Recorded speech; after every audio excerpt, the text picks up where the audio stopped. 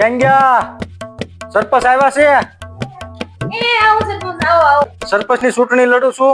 તમારે મત મને આપવાનો છે. હું ચૂંટણીમાં ઉભો છું. આવો નેતાજી, મત હાટું આવ્યા હોય ને તો એકોય મત નહીં મળે.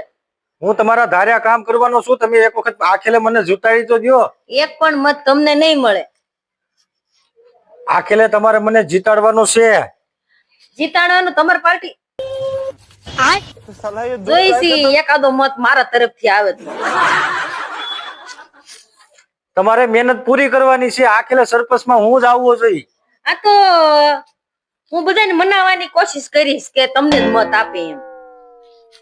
બસ કોશિશ નથી કરવાની, જીતાડવાનો છે મને. આખેલે સરપંચમાં મારે જ સરપંચ બનવાનું છે. તો હવે એક મત નહીં, બધાય મત મળશે અને બહુમતીથી જીતાડશું. પણ આમ જો હા, ઓલા તમ તારે મજા કરો, જેટલા જોઈએ એટલા પૈસા લઈ જાજો, પણ જીતાડવાનો મને છે.